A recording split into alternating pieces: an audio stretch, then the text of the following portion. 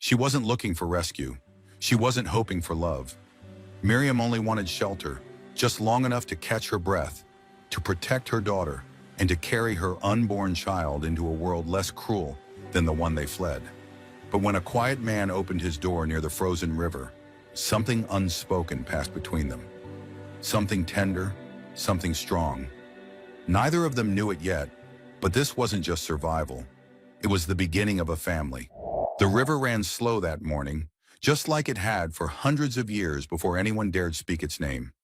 Wide and shallow, it moved like an old song hummed low. Steady, worn, familiar. Mist curled off its back in tendrils, and the spring sun was trying, half-hearted, to burn through the last memories of winter. Miriam stood at the edge, her feet pressed into damp earth, one hand resting on her swollen belly, the other tightly wrapped around her daughter's smaller fingers. Her boots were soaked. Her shoulders ached. The hem of her dress had frozen stiff where it had dragged through snow just days ago. But she stood straight, her spine made of something that hadn't broken yet. Juania said nothing. The little girl just stared out over the slow-moving water, her braids stiff with cold, her cheeks flushed beneath faint smudges of dirt. She was quiet by nature, like her father, like the wind right before a storm. Miriam didn't know how far they'd come, not exactly, just that there was no further road behind them worth walking, and across the river he waited. The man hadn't called out, hadn't moved much at all.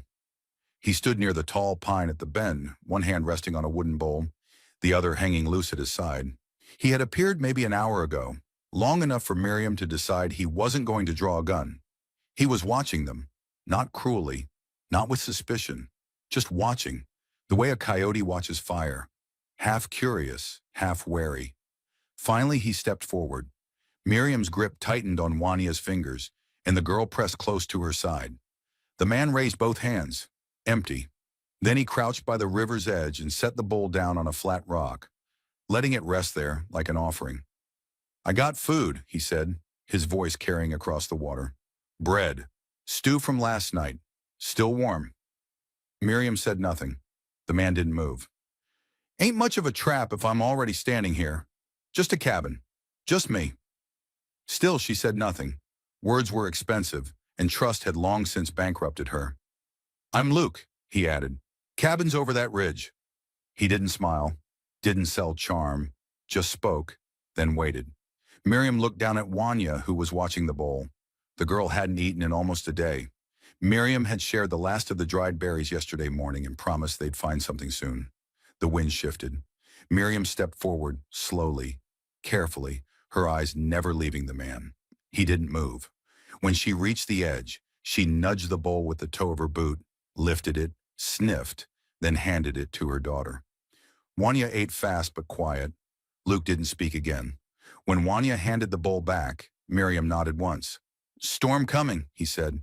"Won't be safe out here after sundown." Miriam knew that. She also knew her body couldn't take another cold night. So she looked again at his eyes, not at his stance, not at his hands, not at the faint scar across his cheek, but at his eyes. And for once they didn't lie. She nodded again. Luke turned without another word and walked back through the trees. Miriam and Juania followed. The cabin sat in a grove of pine and oak, tucked low into a hillside like it had been grown there. Smoke rose from the chimney, straight and clean. The front porch sagged, but the roof looked sound. A line of split logs stacked neatly near the wall, and a small corral sat empty, its fence in need of repair. Luke opened the door and stepped inside. Miriam followed with Juania. The heat hit her like a wave. The hearth burned steady. A pot hung above it, gently bubbling. The air smelled of pine, stew, and the faintest trace of tobacco. "Bench is clean," he said, nodding toward the wall. "You can sit. I got extra blankets." Juania didn't wait. She made her way to the fire and curled close to it. Miriam stayed standing. Luke watched her for a long second. Then he went about his business. Adding a log to the fire, fetching a ladle. He poured soup into a tin bowl and handed it over. Miriam took it. She didn't say thank you. He didn't expect it. "I don't take folks in," he said after a while, sitting down across the room. "Ain't got much. Ain't looking for company." Miriam glanced down at her belly. Didn't come looking, she said quietly. Just walked until we couldn't walk no more. Luke nodded. Well, storm's gonna hold you a while. She nodded back. He didn't ask where the baby's father was. She didn't offer. That night, Juanita slept beside the hearth, bundled in 2 wool quilts that smelled faintly of cedar and smoke. Miriam sat awake long after the girl had drifted off, her eyes scanning the room in slow, measured lines. Luke sat in the rocker by the door, whittling something small from a block of pine. He worked in silence, not glancing her way, not asking questions. When the fire crackled too loud, Wanya stirred. Miriam hummed under her breath, just a few notes, something her mother used to sing. The child settled. Luke looked up briefly. That's a good sound, he murmured. Helps her sleep. Helped me too. That was the first time he smiled, just barely. Morning came gray and sharp. The wind had shifted. Snow would come soon. Miriam rose early, checking on Wanya, brushing ashes from her dress. Luke had already been out. His boots sat near the hearth, steaming slightly, and the scent of fresh kindling clung to the room. She stepped out onto the porch, wrapping a shawl around her shoulders. Luke was splitting wood near the side of the house, his swings even and practiced. He looked up, then nodded toward a bucket of water by the door. Spring's clean. Don't worry. I wasn't, she said. He paused, studying her. You got anyone who might come looking? Miriam's jaw tightened. No one I want finding me. Luke nodded. He didn't press. The two stood in silence as the wind moved through the trees, brushing the edge of the clearing, like it was searching for something. Miriam shivered once. Luke noticed. Fire'll hold till midday, he said. You're welcome to stay warm. Longer if you need it. Miriam looked back toward the cabin where Wanya still slept soundly. She looked back at Luke. I don't need charity. This ain't charity, he said. It's decency. And somehow that made all the difference. The next morning, Miriam awoke to the unfamiliar sound of silence. Not the kind of silence that weighed heavy like snow-laden clouds, but a soft one, broken only by the distant call of a jay and the steady trickle of the river nearby. Her first instinct was to look for Wanya. The girl wasn't curled up beside her anymore, and the fire pit had burned down to gray ash. Panic sparked, a mother's first reflex. But before she could rise, she heard giggling. Then she smelled corn. Miriam stepped outside the cabin, her hand instinctively cradling her round belly. The early light filtered through the trees, making diamonds of dew on the tall grass. Just ahead, near the bend in the river, she saw them. Wanya sat cross-legged near a flat stone, eating roasted corn from a husk, her cheeks already sticky with butter. And Luke, the cowboy, was crouched beside her, showing her how to fish using a hand-carved pole and a piece of old leather string. He didn't speak much. Didn't need to. Wanya asked enough questions for both of them. When Miriam stepped closer, her shadow touched them first. Wanya turned. Mama, he showed me how to feel for fish in the water. Luke glanced up and gave a small nod of greeting. He looked the same as the night before. Broad, quiet, deliberate. The only difference was that the hard edge in his expression had softened a little.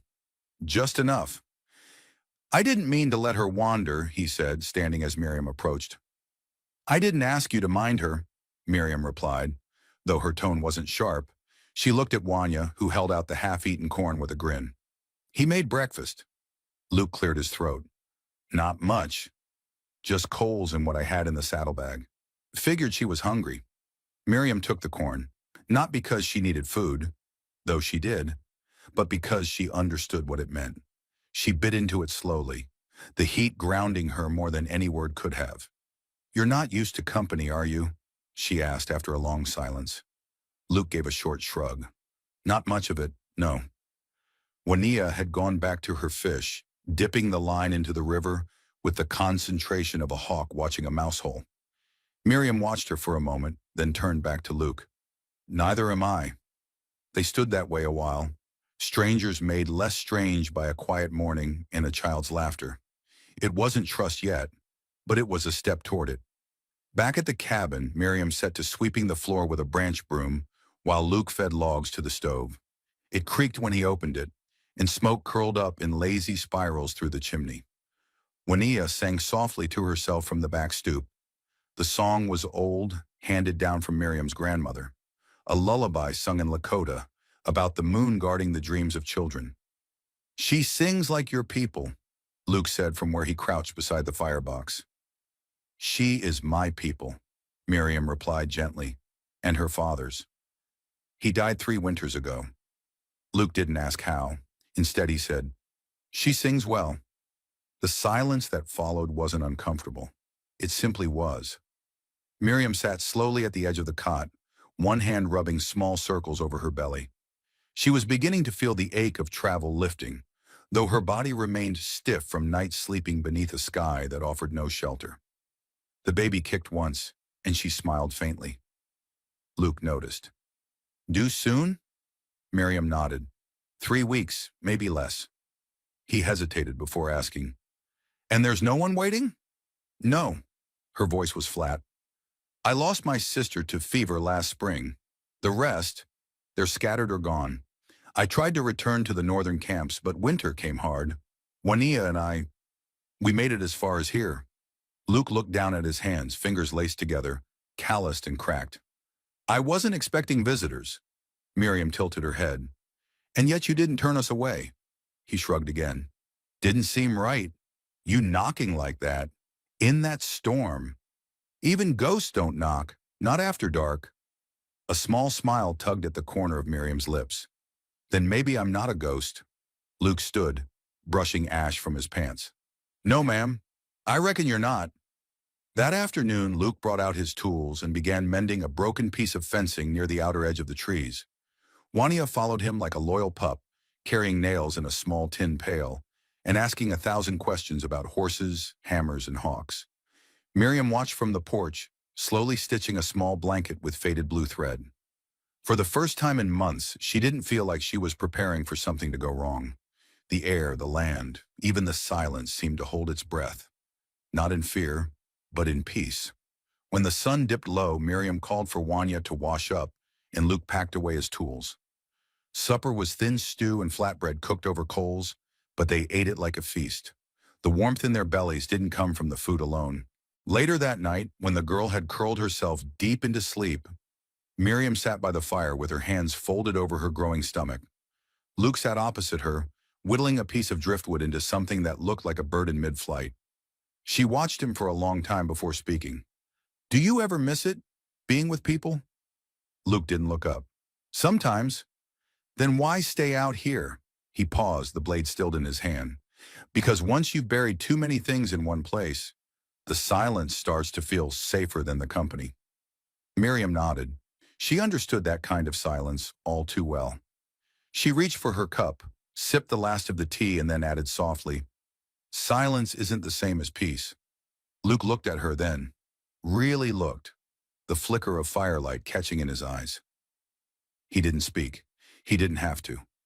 Miriam leaned back, the baby shifting gently beneath her ribs, and for the first time in years she let the quiet settle not as a shield, but as a space where healing might begin, a space where maybe, just maybe, tomorrow wouldn't be so hard. And for Luke, sitting there across from a woman who didn't flinch from truth, and a child who followed him like he might never leave again, the silence no longer felt like the edge of loneliness. It felt like the beginning of something. By the time the late morning sun peeked through the thinning clouds, Miriam had already laid out a basket of washed linens along the split-rail fence.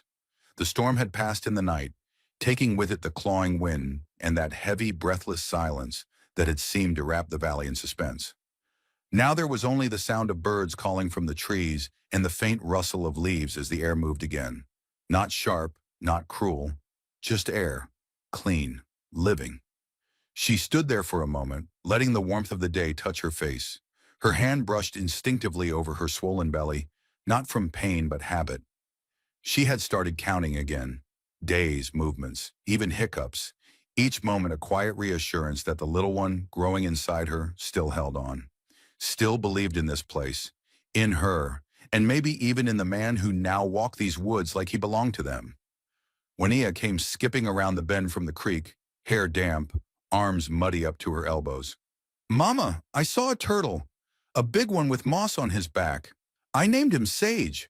Miriam smiled as she reached for a towel. And what did Sage have to say this morning? Juania thought for a moment, eyes scrunching up with dramatic seriousness. He said we can stay here, that the turtles already made space for us. Miriam laughed softly.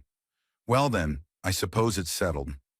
She knelt to wipe Juania's arms, the child giggling as cold water tickled her skin. Luke's footsteps came behind them, not hurried, not heavy, just steady, like him. I cleared the brush out by the lower trail, he said, nodding toward the wooded slope behind the cabin.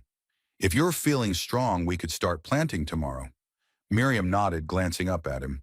His shirt was damp with sweat, dirt streaked his forearms, and yet he looked more at peace than she had ever seen him. There was something in the way he spoke now, not softer, not exactly, but less guarded. Planting tomorrow sounds good, she said. Then after a pause, I was thinking about the back plot. That patch gets the first light. Might be good for beans. Luke looked toward the spot, then nodded. Beans, then? They didn't speak again for a moment. There wasn't need. They moved together easily now, as if a rhythm had quietly grown between them, without either noticing. It was in the shared looks, the unspoken chores, the way Luke had started pouring a second cup of coffee every morning without asking. Later that day, Miriam stood by the hearth stirring a pot of cornmeal, Juania humming in the background as she twisted dried flowers into a string. Luke entered with a handful of rough-carved wood, fence repairs likely, but paused when he saw them. His eyes lingered just a little too long on Miriam's hands as she stirred, then dropped briefly to the curve of her belly. You've been on your feet too long, he said, his voice quiet but firm. I'm fine, Miriam said, though her ankles ached and her back throbbed. Luke stepped forward, took the spoon gently from her hand. Sit, he said. I can stir. She raised an eyebrow at him, smirking. You know how to stir? He shrugged. I can follow in a straight line. She let him take over, seating herself slowly at the edge of the table, watching him as he moved carefully between the pot and the fire. Juania came to sit at her feet, resting her head lightly against Miriam's knee. Mama, she whispered, is Luke gonna stay? Miriam looked down at her daughter, brushed her fingers through tangled strands of hair. What makes you ask that? Juania shrugged. He builds things, fixes stuff, feels like someone who stays. Miriam's throat tightened. She looked back at Luke, who was now tasting the spoonful of cornmeal with a slight wince. Too much salt? She asked. Number just not enough, he said. She smiled, but her mind lingered on Juania's question. Would he stay? Could he? There was no promise in his eyes, no declaration, and yet the way he'd taken over the pot, the way he'd moved her gently toward rest, it wasn't just help, it was care. After supper, as the sun dipped low and painted the inside of the cabin with honeyed light, Luke brought out something unexpected, a wooden cradle. It was rough still, unfinished, but the shape was clear, the rockers smooth, the curve of the base graceful and strong. Miriam gasped, one hand flying to her mouth. You made this? She whispered. Luke set it down gently by the hearth, then nodded. Started it after the first rain. Meant to finish it by first thaw, Juania crawled over immediately, running her hands over the smooth edges. It's for the baby? Luke nodded again. If you want it. Miriam stood, walked slowly to the cradle, and reached down to touch its edge. She looked at him, and for the first time, she saw something deeper than patience in his eyes. Hope, not loud, not desperate, just quietly waiting. I want it, she said. That night, Miriam couldn't sleep. She lay awake listening to the wind outside, to Juania's soft breathing, and to the familiar creak of the old boards under Luke's boots as he paced by the fire. She rose slowly, wrapped her shawl around her shoulders, and stepped into the main room. Luke was sitting in his chair, whittling something small. He looked up when he heard her, eyes catching hers in the dim firelight. Couldn't sleep? He asked. No, she said. You? He hesitated, then shook his head. Not really.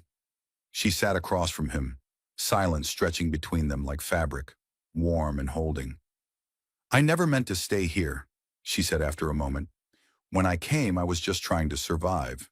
Just one more night, one more step forward. Luke nodded but didn't interrupt. I still don't know what tomorrow looks like, but tonight feels like a beginning.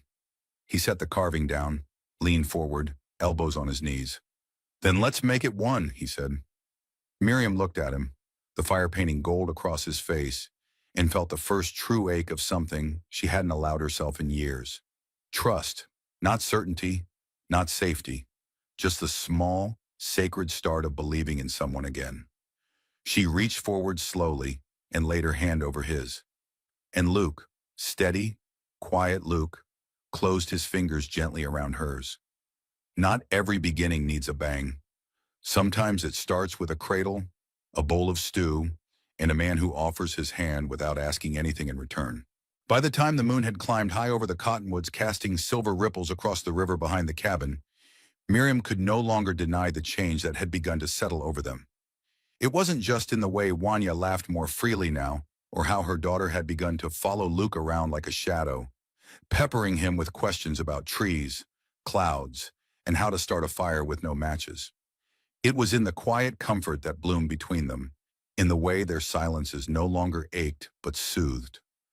That night, as Wanya slept soundly beneath a quilt, her tiny limbs sprawled without fear or tension, Miriam sat by the hearth, her hands cradling a cup of tea made from dried mint Luke had foraged days ago.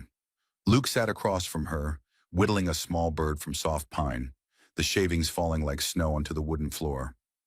I haven't seen her this light in moons, Miriam said softly, her voice nearly lost to the crackle of the fire. Luke didn't look up, but the corners of his eyes crinkled. She trusts you. That makes it easier to trust everything else. Miriam smiled faintly. She trusts you too. The silence stretched, but not uncomfortably. She watched the firelight dance along the lines of his face, along the scar that cut across his jaw, faded now but still telling its own story. She didn't ask about it. He hadn't asked about the scar on her ankle either, the one hidden beneath her moccasin that had never healed properly after that final escape. You always live alone? She asked after a moment, her fingers tapping lightly against the mug. He nodded slowly. After the war, after the killing, I didn't want people around me. Didn't trust my hands not to carry what they'd done. Miriam looked down into her cup. And now? Now, he exhaled, setting the carving down gently on the table between them. I trust the silence less than I trust you. Miriam's throat tightened. She wasn't used to words like that. Honest, clean, unsought. Most of her life had been bartering for kindness or preparing for its withdrawal. But Luke spoke them like truths carved into wood. You remind me of my uncle, she said after a pause. He was quiet too. But his quiet wasn't empty. It was listening. Luke tilted his head. Is he still? She shook her head. Number they took him in the first roundups. He used to say the land remembers everything. Luke nodded. It does. That's why I chose this spot. After the cavalry swept through, I stayed. Thought maybe if I could make something here again, it would balance what was lost. She glanced around the cabin, the carefully patched windows, the stocked shelves, the beams oiled against rot. You have, she said. They said no more that night, but when Luke rose to bank the fire, Miriam watched him move with the ease of a man who no longer had to prove himself through noise. Before he turned in, he paused, glanced at her. That crib, he said, nodding toward the half-built wooden frame in the corner. It'll be done by week's end. Miriam blinked, taken off guard. I didn't want to presume. You're here, he said. That's all the presuming I need. She bit her bottom lip to steady her breath. Thank you. He nodded once, then stepped into the back room where he slept. She sat alone a while longer, the warmth of the fire sinking into her skin, into her chest. The world outside was still wild, still cruel. But here, tonight, the wind rattled the shutters like a lullaby, and for the first time since fleeing the reservation, Miriam felt the stirrings of something like safety. The next morning, Miriam awoke to the smell of wood smoke and the rhythm of Wanya's laughter echoing outside. She rose slowly, her back aching with the weight of late pregnancy, and pulled her shawl over her shoulders before stepping onto the porch. Luke was down by the river, trousers rolled, sleeves pushed up, and Wanya stood beside him barefoot, squealing as she dipped a pan into the shallows. "She's panning for stones," Luke called up, grinning. Miriam chuckled. "And what's the prize?" "Smoothest pebble gets to name the next loaf of cornbread." Wanya held up a gray stone, no bigger than a thimble. "This one looks like an ear." "Then I guess dinner's named after Auntie Elsie," Luke called back. Miriam covered her smile with her hand. It was a foolish thing, a game. But in its simplicity was healing. They were writing a new story, not to forget the old but to stand beside it. Later that afternoon, Miriam sat on the porch carving a strip of hide for new moccasin ties while Luke shaved cedar for the crib. Juanita napped nearby, curled up with her rag doll beneath the shade of the cabin eaves. "You know," Miriam said, squinting up at Luke, "if I were the suspicious type, I might say you're trying to build a life here." Luke didn't look up from his work. "Would that be so bad?" Miriam said nothing for a long while. The river sang behind them. The wind danced between the grass. Then she said quietly, "No, it wouldn't be bad at all." That night Miriam stood by the water while the stars wheeled overhead. She ran her hand over her swollen belly, breathing in the scent of pine and river. Behind her Luke stepped up carrying a lantern. "You okay?" She turned and the lantern light caught the curve of her cheek. "Yes, just thinking." "Dangerous thing," he said gently. "Not tonight." They stood together at the river's edge, side by side but not touching. The quiet between them was full of things unspoken, but understood. That they had come through something. That more might still come. But tonight the fire burned warm. The roof held steady, and Wanya was asleep without fear. It was enough. And for the first time in years, Miriam dared to believe that maybe, just maybe, the road ahead would not be walked alone. The early spring winds carried the scent of thawed earth and damp pine, brushing against Miriam's cheeks as she stepped outside. Her belly had grown more pronounced now, pressing gently against the fabric of her dress, a constant reminder of both fragility and life. The cabin behind her stood solid and warm, the smoke from the chimney curling slowly upward into the pale morning sky. Inside, Juanita was still asleep, curled under her favorite quilt. Luke had already gone down to the river, as he did most mornings now, checking the traps or fetching water with quiet purpose. Miriam paused by the porch rail, her fingers brushing over the grain of the wood. It was smoother now than when they'd first arrived. Luke had sanded it down last week, said he didn't want her snagging a splinter when she leaned there in the evenings. It was such a small thing. But small things meant everything now. She moved slowly toward the path that wound around the side of the cabin, careful with her steps. The world felt like it was shifting beneath her feet lately, not in a dangerous way, but in a way that made her aware of how nothing stood still forever. The snow was nearly gone from the grass, only patches lingering in the shadows. Buds had started to show on the low branches. Spring was coming, real and certain. Down by the water, Luke stood knee-deep at the riverbank, shirt sleeves rolled up, his hands working with smooth, deliberate motions as he untangled a snare. He heard her footsteps before she spoke and turned to greet her with a glance and a quiet smile. "You're up early," he said, voice low and familiar. "The baby doesn't let me sleep much these days," she replied, folding her arms gently under her belly. He set the snare aside and waded back toward her, the water pulling against his boots. He moved with that same calm he always did, but she could tell in the way his eyes moved over her face and down to her stomach that he carried worry, even if he didn't speak it aloud. "Come sit," he said, leading her to a dry rock where she could rest. He shrugged out of his coat and laid it down before she could argue. "You don't always have to take care of me," she said, but there was no edge to her voice. Not anymore. "Yes, I do," Luke answered simply. And that was that. They sat together in silence for a while, the wind lifting Miriam's braid gently off her shoulder. The river sang beside them, full with meltwater, alive with the shifting of seasons. A hawk circled overhead, calling out once before disappearing into the trees. "Do you ever miss what you had before?" she asked him suddenly. Luke glanced at her, thoughtful. "You mean before the cabin? Before you and Wanya?" She nodded, eyes on the horizon. He exhaled slowly. "I miss the quiet sometimes, not because it was peaceful, because it was predictable. I knew what every day would be. No hope, no disappointment, just repetition. She turned to face him. And now? Luke looked at her long, steady. Now I don't know what tomorrow brings, but it matters more. Because you're in it. Miriam felt tears rise, unbidden and unexpected. She blinked them away with a small laugh. You're not the man I thought I'd find when I knocked on your door that day. And you're not the woman I expected when I opened it. But I'm glad it was you. They sat a little longer. Miriam reached for his hand and placed it over the swell of her belly. The baby kicked, just once. Luke froze, then smiled wide and stunned like it was the first time he'd touched something holy. That night, as Wanya curled up in her bed, with a new wooden doll Luke had carved for her, Miriam sat by the fire stitching a small baby blanket. Her hands moved slowly but with purpose, threading love into every corner. Luke sat across from her, working silently on another project, mending a cracked pail. You think the baby will come early? He asked, not looking up. Maybe, she said. He's stubborn already, like someone I know. Luke smirked but didn't argue. Later, when the fire burned low and the cabin was filled only with the hush of sleep and soft breath, Miriam lay with her head on Luke's shoulder, his hand resting over her belly. She whispered into the dark, I think this is what I was always looking for. Luke didn't answer. He just held her closer.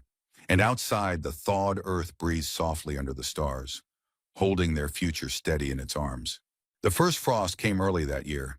It traced the window panes with delicate ice feathers and turned the river's surface to glass. By morning, even the edges of the log steps leading down to the creek had stiffened with a thin, crunching layer. Miriam felt it in her back before she saw it, an ache that settled deep, one she had come to know well during the final weeks of carrying a child. But there was something about this ache that felt different, not just discomfort, change.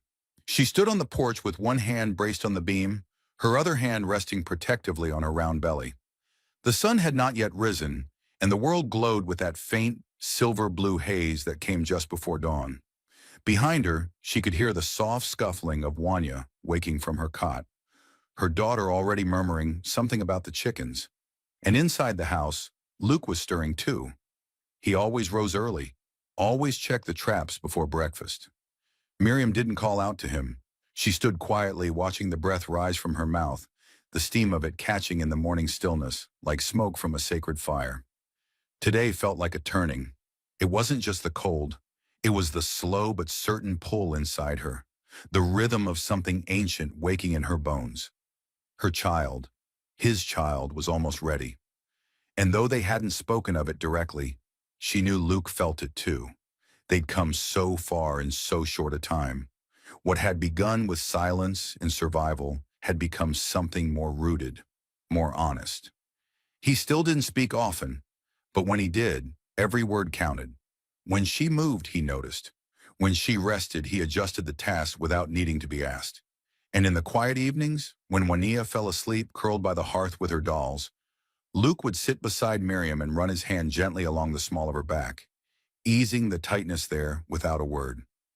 The night before, he had placed his hand over her belly. The child had kicked, strong, sure, and Luke had looked up at her, startled.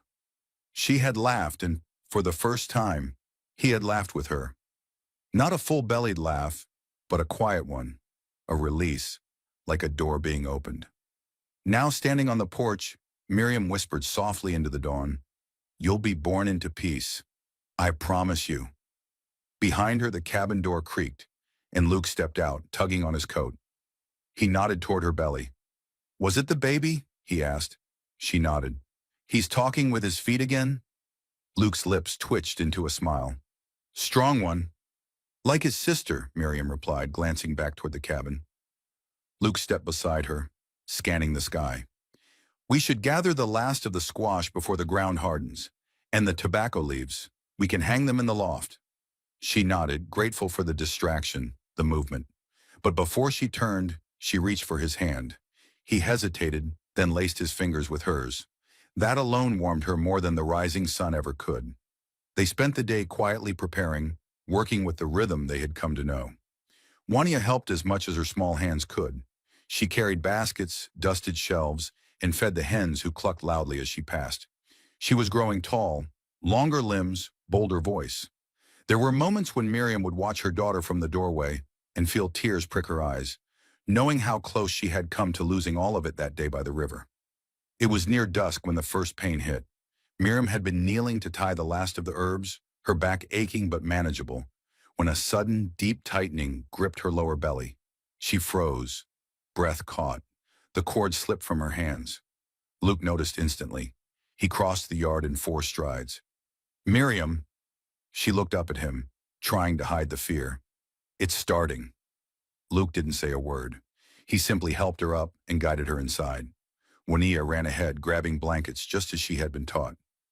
Miriam had spoken to her gently over the past weeks, explaining that when the baby came, it would take time, and there might be pain, but everything would be all right. Juanilla had listened with wide eyes and a fierce determination to help. As night fell, the small cabin filled with warmth, firelight, and the scent of boiled water and cedar smoke. Luke moved without panic. He soaked cloths, stoked the fire, fetched fresh water from the creek, and whispered soft words when Miriam's contractions tightened her into silence. There were no midwives, no mothers or aunts, no village women to sing her through it. But there was Luke, his hand in hers, his breath steady, his presence unshakable. Hours passed. The moon climbed high. At one point when Miriam cried out, sweat beading on her brow, Luke knelt beside her and whispered, "I'm here, I'm here," and she believed him. Near dawn, as the fire burned low and the cabin filled with the soft hum of wind and prayer, the child arrived. A boy, dark-haired, fierce-lunged, and perfect. Luke wrapped him carefully in a buffalo hide swaddle and placed him into Miriam's waiting arms. Her whole body trembled, not from weakness, but from the immensity of it, the relief, the love. Juanilla crept to her side, eyes wide. Miriam smiled at her. "Come meet your brother." The girl tiptoed forward, peering down. The baby squirmed, then hiccuped softly. "He looks like you," Juanilla whispered. Luke crouched beside them, his eyes wet but smiling. For the first time, their home felt whole. In the days that followed, the snow came heavy, but inside the cabin, there was nothing but warmth. Luke carved a cradle, every edge sanded smooth. He added bear symbols for strength and hawk feathers for clarity. Miriam rested and nursed, wrapped in quilts passed down through generations. Juanilla sang lullabies she didn't know she remembered, songs her father had taught her once beside a fire far away. One evening, as they sat around the hearth, Luke whittling, Juanilla reading aloud, the baby asleep in Miriam's arms, Luke spoke softly. "What will we name him?" Miriam looked up. She hadn't said it aloud yet, but she had known for some time. "Tate," she said. "It means wind in Lakota, because he came on the breath between storms." Luke nodded. "Tate Hawken," Miriam smiled. "The strong wind." That night she slept deeply, safe, loved. Not because the world was easy, but because she had chosen to stay when running would have been simpler. Because Luke had opened his door, not out of pity, but because he had needed them as much as they needed him. And because love, the kind that takes root and grows slowly, had finally made its home there. Under a sky streaked with starlight, a new family began, not from blood alone, but from bond, from healing, from quiet, patient, earned belonging. This was not the end, only the beginning. Some families are born in blood, others in fire. But the strongest ones, the ones that last, are carved in silence, shaped in small kindnesses, and stitched together with everyday grace. Miriam didn't ask for a new beginning, but she found one anyway. In the strength of a man who spoke little, and the laughter of a child who'd almost forgotten how. And Luke, he didn't rescue her, she rescued him right back. If this story moved you, if you've ever found love where you least expected it, tell us in the comments. Because maybe, just maybe, someone needs to hear that it's never too late to build something whole again.